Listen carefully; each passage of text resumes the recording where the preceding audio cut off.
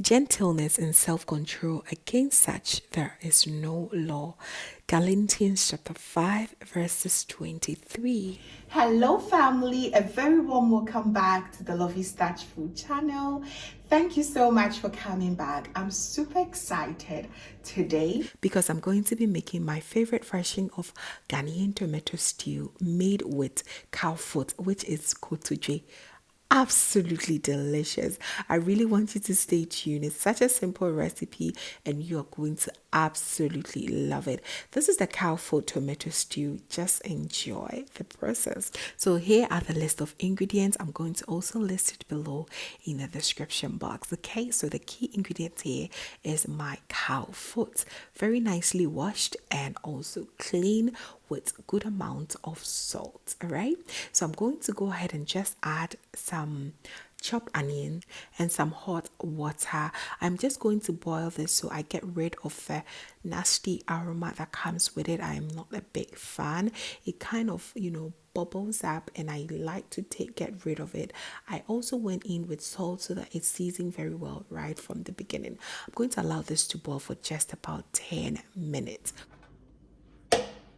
So here are all the blendables. I'm going to blend good amounts of onions, some ginger, garlic, habanero pepper, and some favorite natural herbs of mine. I use some coriander seed, some calabash nutmeg, anise seed, rosemary, and a bit of cumin seeds as well. I'm going to list each and every one below, so kindly check it out. I even added some black peppercorns. Absolutely incredible. I'm going to blend it until very nice and smooth. So this is what I'm going to discard. I just genuinely do not like using that in my meals, so I'm going to get rid of that and I'm going to now season it with all my blendables to get the very delicious stock for my stew. Add about 2 to 3 tablespoons of this and also season with salt and add extra more water because Kotodwe or the cow foot really takes a whole long time for it to get cooked. So we are rest assured our stock is coming out very nice and very delicious at this point. Okay, so go ahead and add some hot water. Do not use cold water at this point because you're going to slow the cooking process once you do this. And Kotodwe or the cow foot really takes a whole long time for it to get done. All right, so while cooking that on the side, I just went ahead to start with the stew process, which is very easy. So in my pot, I added a good amount of oil and then add lots of chopped onions, both the red and the yellow ones. You can also use any color of choice.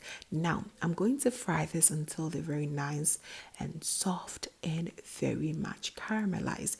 You want to go ahead and do this process properly because it's going to release a lot of amazing juices and flavor to your stew right from the beginning. Okay, so here I'm going to add a teaspoon of dawa dawa and make sure it is very nicely incorporated. Stir it gently around.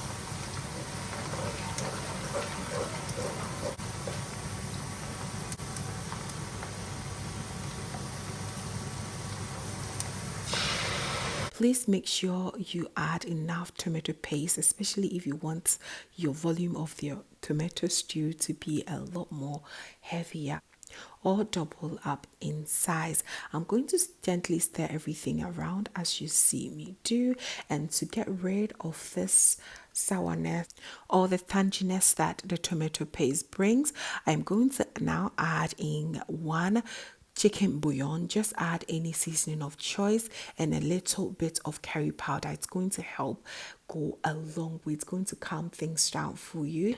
Fry that for about 2 minutes and then go ahead and add your blended ingredients, not forgetting your curry powder too.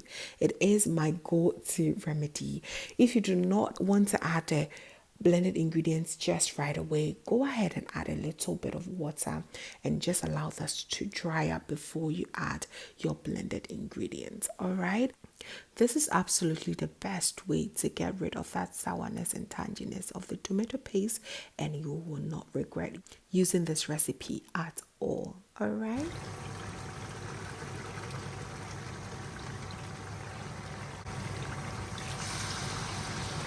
Now that I've gotten all my blended ingredients in here, I'm going to stir it gently together and make sure everything is well incorporated.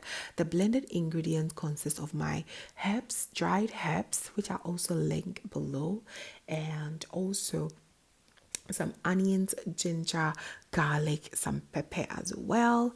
And oh boy, the aroma is just so incredible. This is the spice blend that you need for any base of your tomato stew. You're going to enjoy it so much better. So I'm going to cover it, allow this to fry on its own for about 5 to 7 minutes.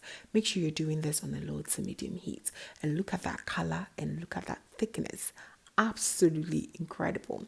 So I'm going to now add my chopped tomatoes. I use the one in the can. You can definitely chop your fresh tomatoes too.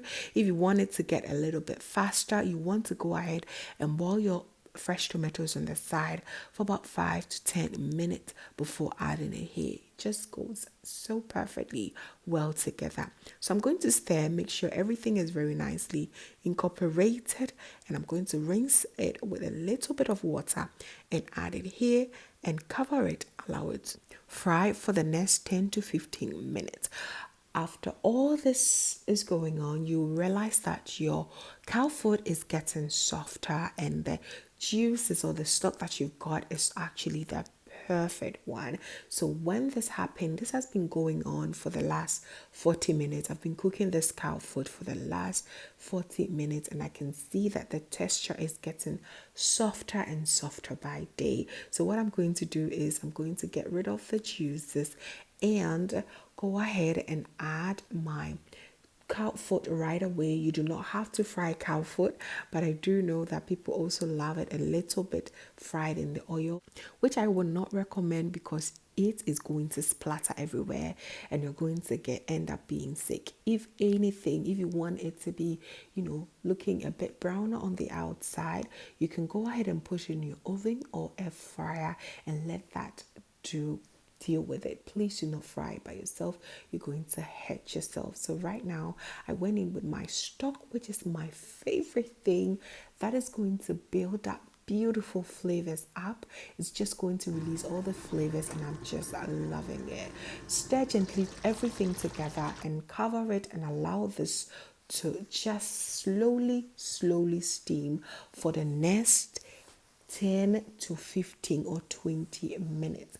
And now you just want to shower this beautiful stew with some very nice and vibrant chopped vegetables. So I went in with the rest of the seasoning, some spring onions, a bit of yellow bell peppers, and some French beans as well. And not forgetting my salt is very, very important. Just taste for salt and adjust it to your preference. If you want to chop in some fresh yellow or red onions, please go ahead. I love some crunch in here and the aroma is absolutely delicious. Add in few eggs, of course it's going to balance it out, and there you have it. Allow this to simmer for just about 5 minutes and all that you will know that your stew is perfectly done to be served with either boiled yam, white rice, and you are good to go. This is the Amalia Kotodwe stew. Bro, it is absolutely incredible. Darlings, you need to try this recipe. You absolutely love it. Very nicely served in my asanka because why not? And a bit of salad, a bit of beans on the side, which is going to be such a delicious addition to it. And go ahead and serve your stew looking all yummy and so good. There you have it, family. Thank you so much for watching. I really hope that you enjoyed this recipe and you're going to give it a try. Please do not forget to give me a thumbs up, share with your friends and family, and if this is your first time here, hello, my name is Lovia from Lovystouch. My main goal here is to cheer you up into making your own delicious meal right at the comfort of your home. I also love to share kitchen related motivational videos, so please come on board and subscribe to join the family for amazing new recipes every week.